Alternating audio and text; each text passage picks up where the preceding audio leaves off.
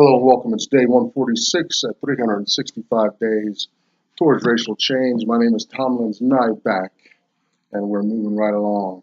Today we're in part two of that question of the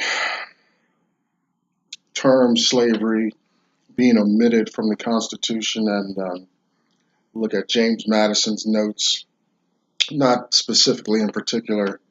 Today I provided some links and all that. We can look at that. But before we get to that, let's just talk about why we're here. We're here to discuss black issues, educate black minds, get black people motivated to be more assertive and aggressive at learning who they are in the United States, how black people are positioned in the nation. I think it's a very relevant subject. Um, its degree of relevancy comes from the degree of apathy towards it, if you understand dynamics of negation being proof of something. That's another conversation. So I'm here. Two big thoughts emerge as I continue this project. Number one is for the mind of America, blacks and whites specifically, how blacks think about who they are, what they're doing in America. I saw a game show host. I was at a fast food joint, right? One of my vices, throwing my money away on fast food. Anyway, this particular chain is not even owned by America anymore. It's owned by a company in Canada. Okay, get on point. But I'm seeing the game show host, and he's got a new game show, and I guess it's exclusive to the fast food joint. And he just did not look well in light of this conversation and this subject. He just didn't look well. I'm not going to jam him up by naming him. It's a him, but I'm not going to jam him up too much on this subject. But black people just are not empowered, not who they think they are in America, not in the least bit. The powers that be see us coming and going, got us coming and going, control us coming and going, and we just go on as though we are, the matrix is truer than we thought. The black mind. Conversely, flip side, same coin, mind of Americans, the white mind, privilege, entitlement, expectation of power. And not only in the nation, this nation is the home base, but in the world. We're all over the place. Well, the white Americans are all over the place, oozing themselves all over the world and whatnot. And we're going to be in big trouble if we start losing allies and whatnot. But the white mind, well, I won't even go into that. The white mind. My second thought is for financial literacy for black folks. We can find some motivation there. I have understanding banking, the story behind the financial terms, rhetoric. There's a phenomenon within the black community that we don't teach each other finances. Other communities, especially white communities, tell their people about finances, money, saving early. Although saving is not the end all and be all, the financial literacy will make you realize you need to beat inflation and a lot of other forces way out in the future. And one big step is to stop borrowing from the future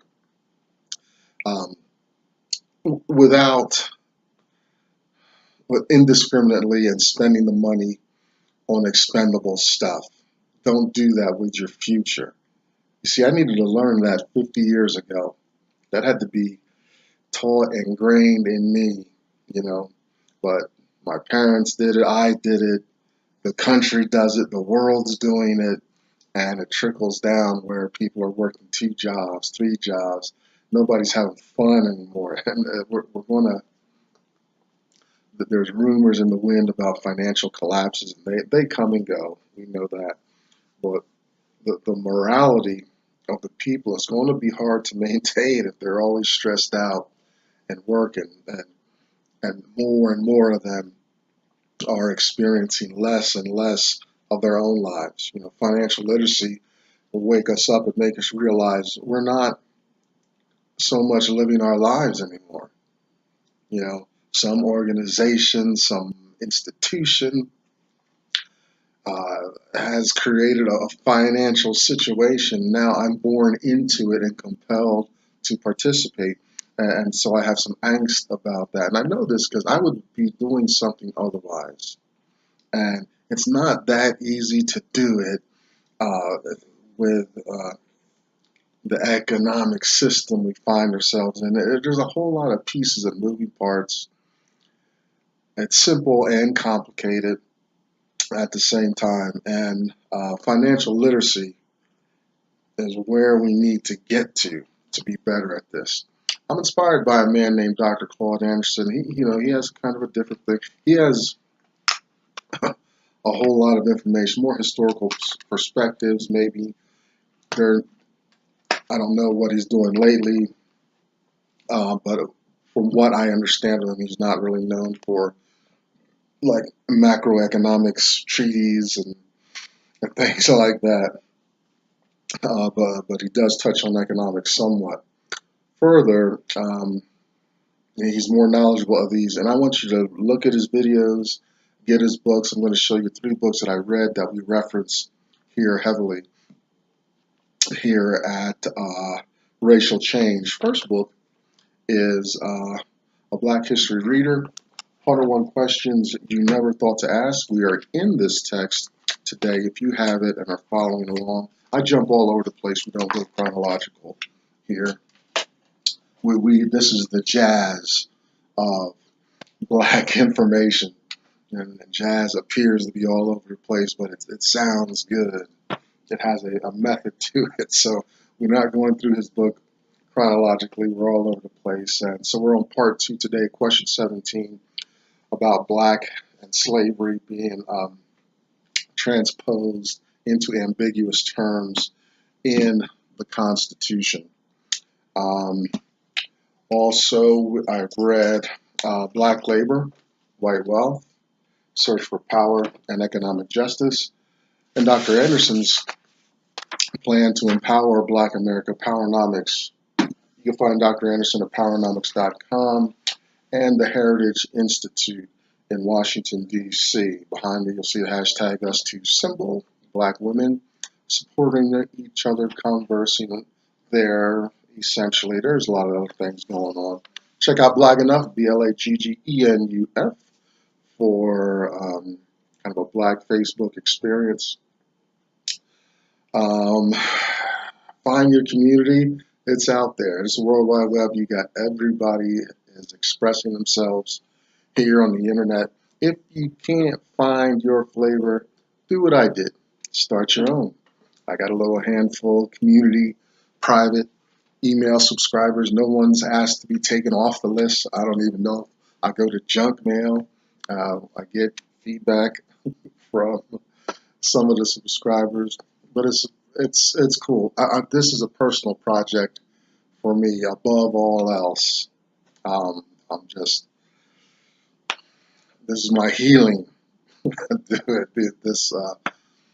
This video, if we ever leave the earth and the servers stay in place, the aliens, maybe aliens can access it and find this solitary black man with a strange message.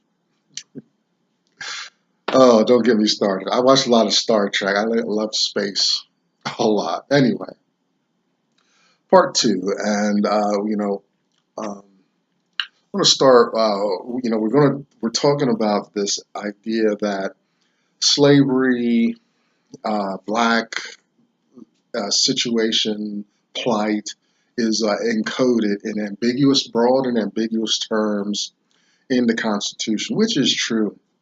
So we're looking at some proofs and things like that, just having a little conversation about that. Now, the motivation behind it is because, I'll just quote here, the colonists, colonialist, Jefferson, and all the crew, whether they were abolitionists, Quakers, they were all in agreement on this point. I'm going to say that.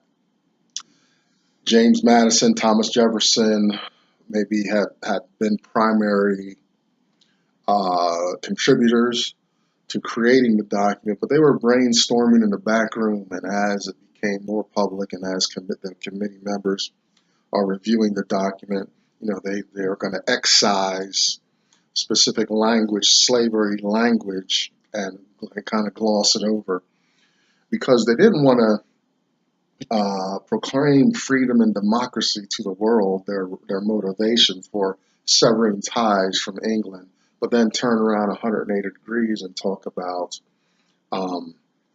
treating black people poorly and exploiting them, raping them, castrating, performing psychological, spiritual, physical attacks on black people, which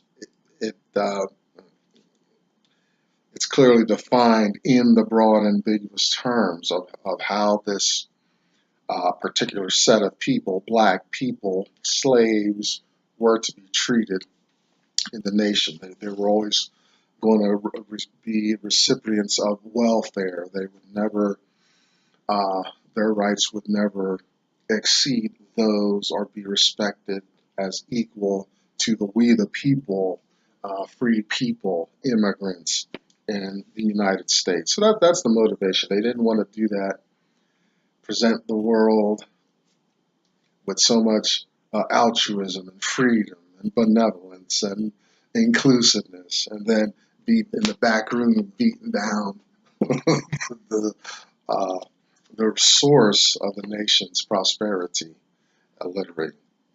I think to a degree we do that today. We talk about all kinds of civil rights violations and human rights violations and trafficking and all that around the world, yet the people within the borders are compelled, working themselves to death.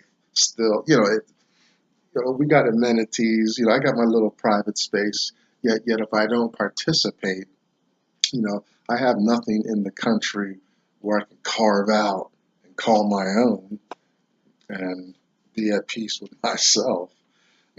That's very hard to do. It puts me in a very challenging situation. Another subject. So now, having said that, another thing America does, we'll use JFK assassination as a brief example, is some great catastrophe or issue happens, but it's documented and whatnot, and but they put it away in a vault, and they have to wait till everybody involved dies off before the certain aspects and information can become public. Like now, right now, we got who knows how many national security issues going on that are redacted from reports and that we don't talk about. But I'll be dead long before, but a few generations from now, these papers will leak and they'll go through a news cycle and people will be in an uproar and present politicians will kind of dance around it, but they have nothing to do with it, so they're free and clear, that type of thing. Well, that is what happened here with the Constitution, very specifically. It's even one of the earliest mentions of this type of behavior from the United States. Okay, and that is James Madison, and James Madison being, like I said, James Madison, Thomas Jefferson in the back room, just brainstorming. They no filters or anything. They're in the back room, just brainstorming the Constitution, and James Madison is like, look, you got my notes, you can keep the notes, but you can't release them until I'm dead. You know, after I'm dead, whatever, I don't care. You know, a lot of y'all will be dead, but you don't take my notes because they're referencing the notes. That the notes codify what the Constitution has, and you got to have some documentation uh, for this because a country is a big, complicated machine. You know, you need a little more than a handshake. That would be nice if things went that way, but that works among neighbors, extremely small communities, a handful of people. But you're talking, this thing is going to grow millions and millions of people, and you need some specific documents now.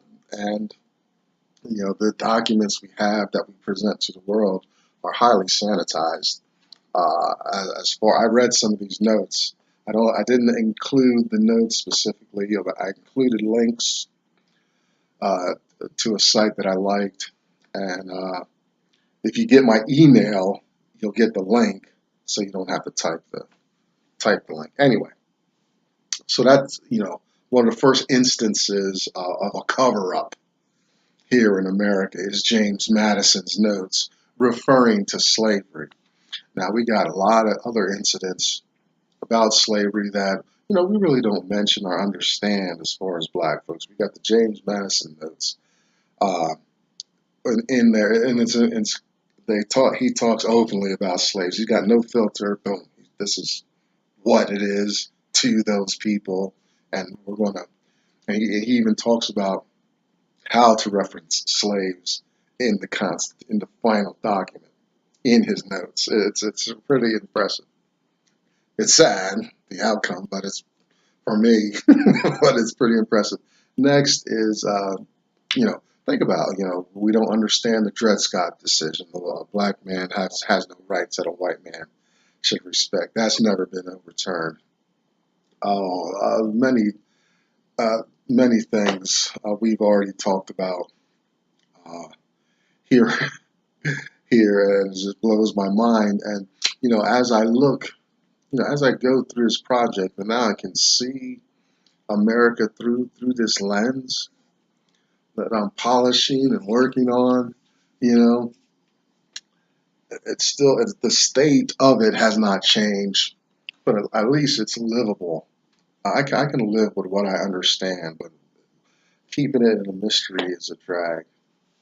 You know. So James Madison, first instance, well, not the first instance, I'm sure, but it's an open piece of history of an instance of America engaging in cover-up. Um, so check those links and notes. Some of the big ambiguous terms, let's just review. We talked about this yesterday.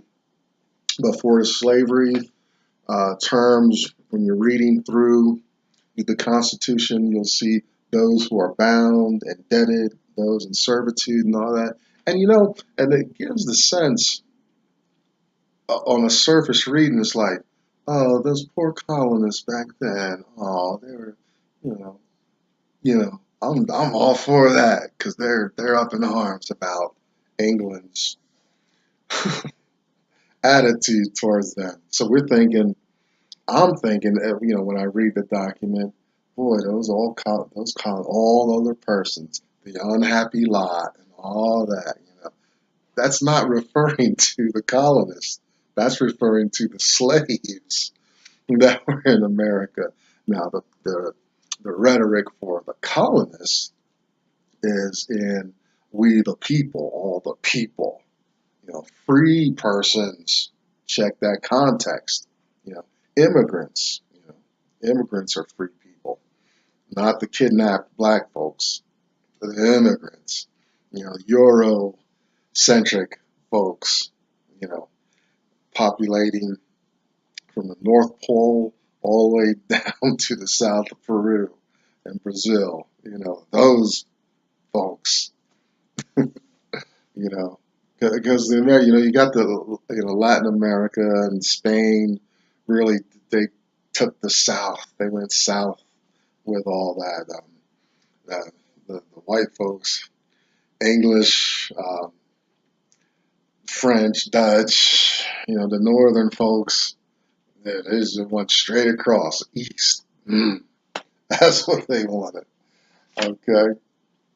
All right. So Jefferson and Madison influencing the writings there. And we talked already about how euphemisms and cover-ups. It's America's way in the world. Other nations, everybody does. Everybody at the top, we're shining lights. But boy, if we could just rip back the hood and really scrape at what's really going on, how people are in position or being supported, how they perpetuate their access to power and all that. I'm reading a great book on finances called The Creature from Jekyll Island, and man is blown away. In a nutshell, you got these banks making loans to each other, and then the loan, the principal, it doesn't even matter because what the banks are interested in is the interest, the cash flow, right? And when the cash flow gets too burdensome for, people paying that note, they take out another loan to pay for the cash flow, but now they've got interest on the cash flow, and this keeps going and going and layers to billions of dollars. And little guys like me got to work my butt off as a taxpayer to bail them out. But the rhetoric is that these banks are insured, but they're insured with my money, right? Oh boy, they've got it locked in real good. You know, it's sad. The information's out there publicly, and not enough people move on that. Same way here in our Constitution, in our free country, and all this stuff. And you know, black folks, aren't paying attention. We smoking dope, selling drugs. Not all of us, but me, like where I'm placed, my where I am at in the cross section of America economically, I see it a lot. If I was much more wealthy and traveled in wealthy black circles, yeah, I'd see it less.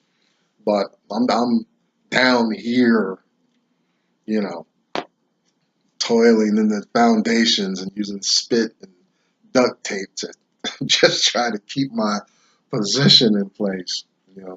But I need to change up here first anyway before I can elevate. I think I'm heading in the right direction. I believe I am. So where I'm at is I see the drug use, dysfunction, criminal behavior, ignorance, all on a much more consistent level. That's what I'm saying.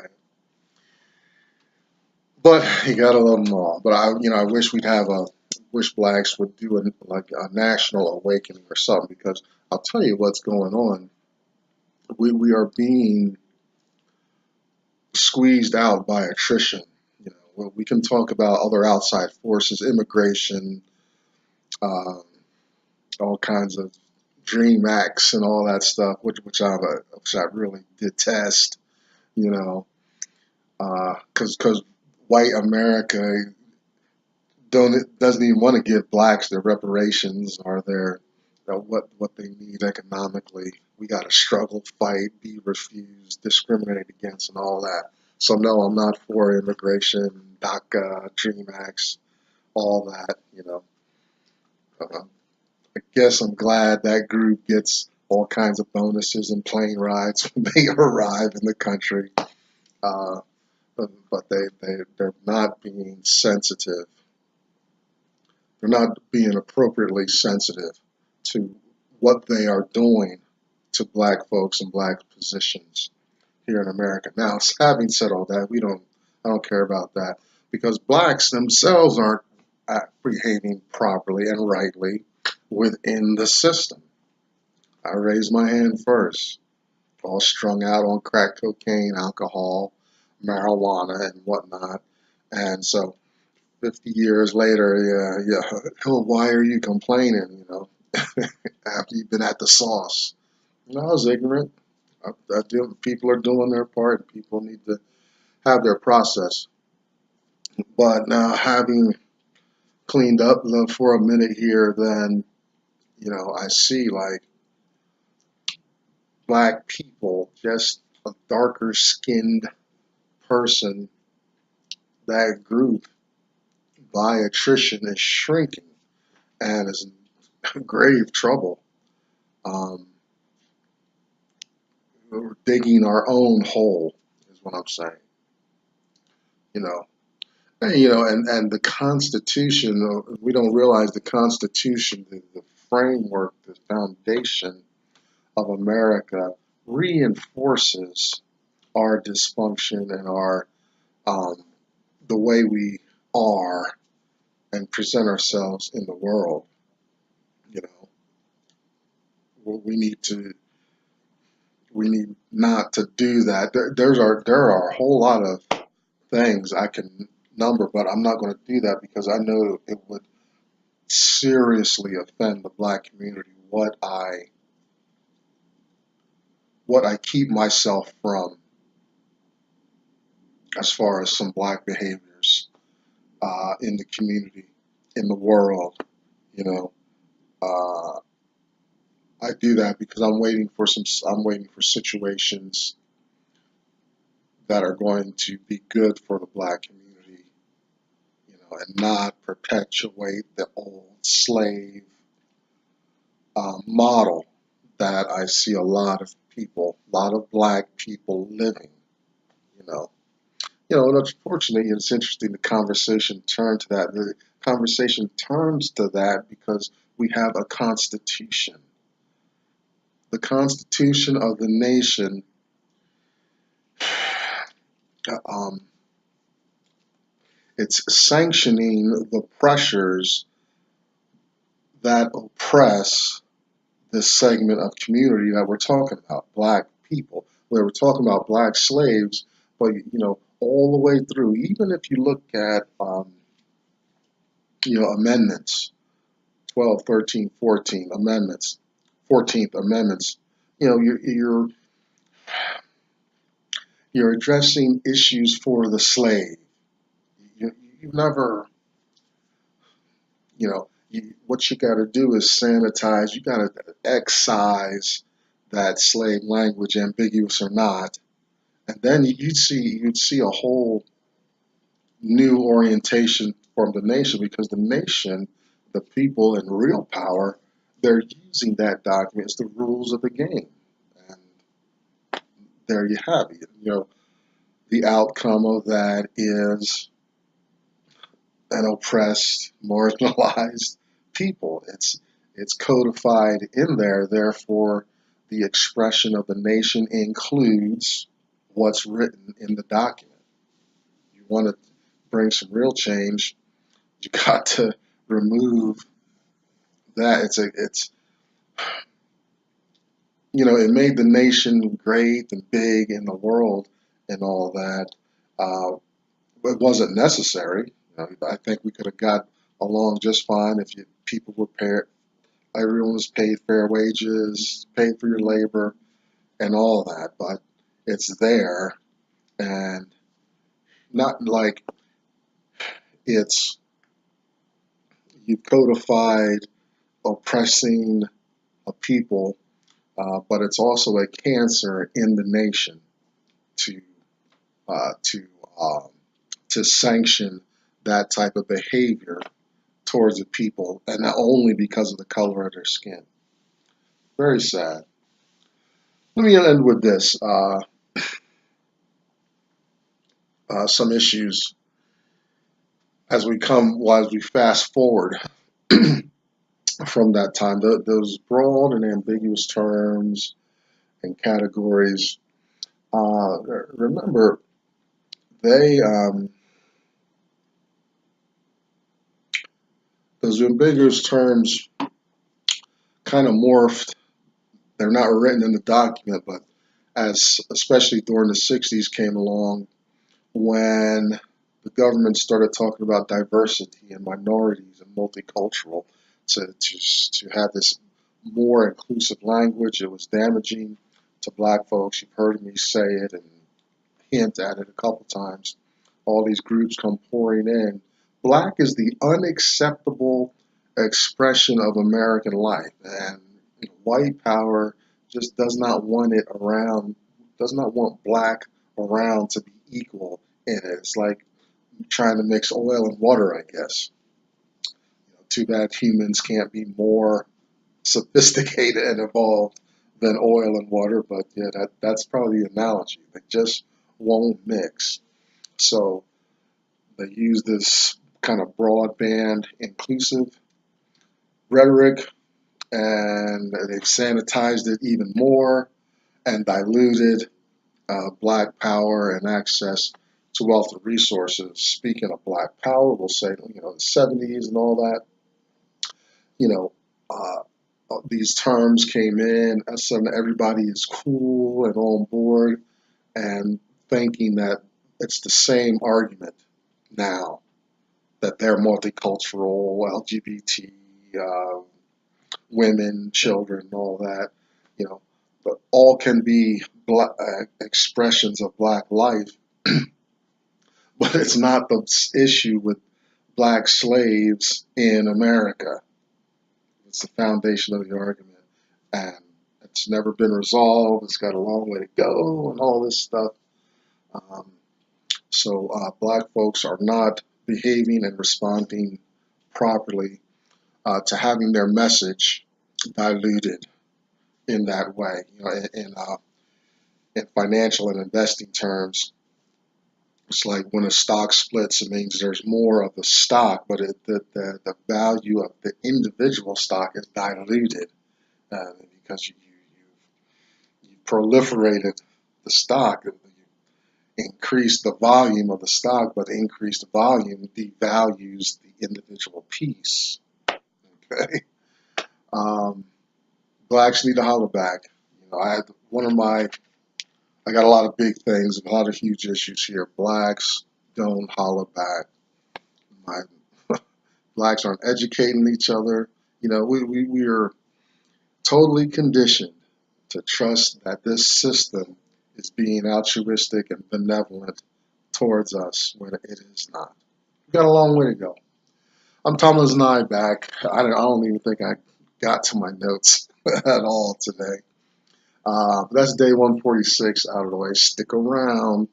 What halfway mark is coming up right around the corner here, and I don't know, maybe we'll have some kind of celebration. Take it easy and peace to ya. Thanks for hanging out. I'll see you tomorrow.